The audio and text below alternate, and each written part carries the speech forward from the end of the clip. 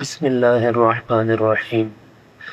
رسول اللہ صلی اللہ علیہ وسلم کا ارشاد ہے، الا وان نفسا لن تموت حتى تستكمل رزقها فاتقوا اللہ واجملوا في الطلب وتوکلوا علیہ فان اللہ يحب المتوکلین۔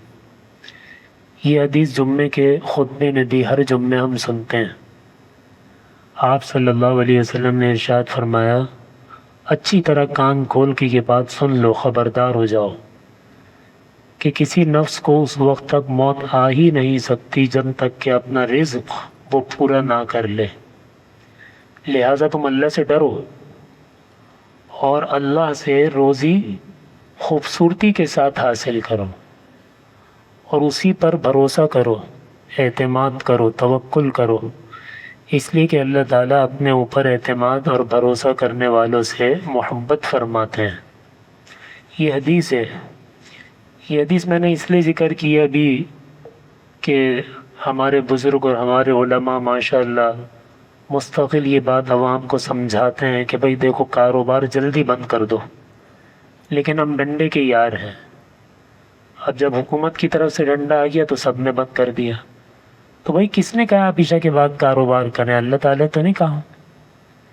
آپ مجھے یہ بتلائیے کہ اللہ تعالیٰ کی طرف سے ہم میں سے ہر آدمی یا جو ابھی پیدا نہیں ہوئی ہو وہ بھی روزانہ کی روزی اللہ نے ہماری سب کی مقرر کر رکھی ہے یا مقرر نہیں ہے؟ پہلے تو یہ بتا دیں بھئی، ہر مسلمان یہ بات مانتا ہے نا کہ میری روزانہ کی روزی مقرر ہے، اس میں نہ 1 روپیہ کم ہونے کا امکان ہے، نہ 1 روپیہ زیادہ ہونے کا امکان ہے۔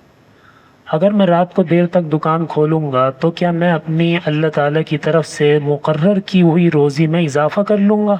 نعوذ باللہ، ہرگز ایسا نہیں ہو سکتا۔ دیکھیں، جو گاہک ہے نا وہ دکاندار کا محتاج ہے، ادھر دکاندار الٹا محتاج بنا ہوا ہے، وہ رات تک بیٹھا ہوا ہے۔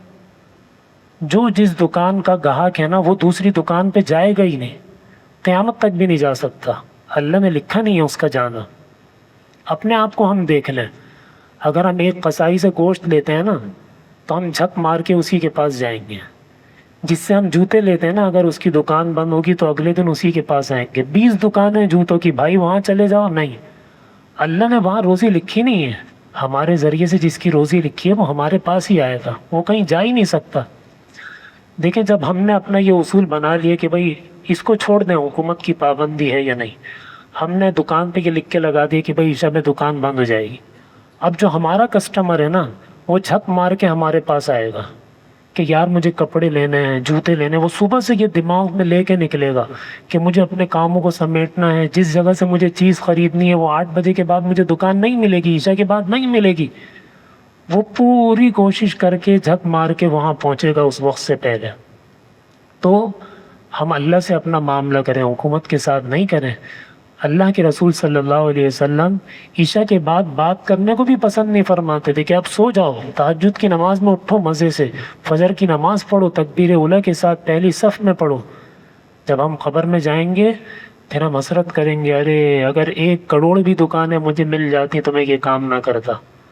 کتنی تسلی سے آدمی تہجد کی نماز بھی پڑھے گا، جلدی سوئے گا، فجر کی نماز پہلی صف میں پڑھے گا۔ فجر کی نمازیں قضا ہو رہی ہیں، کبھی آدمی 6 صف میں، کبھی 7ویں صف میں، بھاگتا دوڑتا سوئے ہوا صف میں آ کر کھڑا ہو گیا جلدی جلدی وضو کر کے، پھر افسوس کرے گا کہ ارے اگر 1 کروڑ بھی دکانیں مجھے مل جاتی تو میں ایسا نہ کروں۔ تو اس لیے اپنا دل چھوٹا کرنے کی ضرورت نہیں ہے، اور یہ حکومت کی پابندی ختم بھی ہو جائے پھر بھی اپنے لیے یہ لاگو کر لیں کہ جتنے ہمارے کسٹمر ہیں، گاہک ہیں، وہ سب عشاء سے پہلے اللہ ہمارے پاس بھیج دیں گے۔ وہ خود ہی آئیں گے کہ بھئی عشاء کے بعد مجھے بندہ نہیں ملے گا، مجھے تو پہنچنا ہے، کہیں اور سے میں لوں گا ہی نہیں، کسی قیمت پہ نہیں لوں گا، اس سے 100 گنا اچھی چیز ملے پھر بھی نہیں لوں گا۔ ہم میں سے ہر آدمی کا ذہن یہی ہے، ہم اپنے آپ کو دیکھ لیں۔ تو اس لیے دکاندار گاہک اس کا محتاج ہے، وہ بیچارہ اس کی جگہ وہ اس کی محتاج بن کے بیٹھا ہوا ہے کہ کب تک میرے پاس گاہک آتے رہیں گے۔ تو جب تک بیٹھا رہے گا اللہ تعالیٰ آہستہ آہستہ بھیجیں گے۔ جب وہ اپنا نظام بنا لے گا ان سارے گاہکوں کو سمیٹ کر اللہ تعالیٰ اس کے پاس بھیج دیں گے۔ اللہ تعالیٰ ہمیں ان باتوں کی صحیح سمجھ نصیب فرمائے اور عمل کرنے کی توفیق عطا فرمائے۔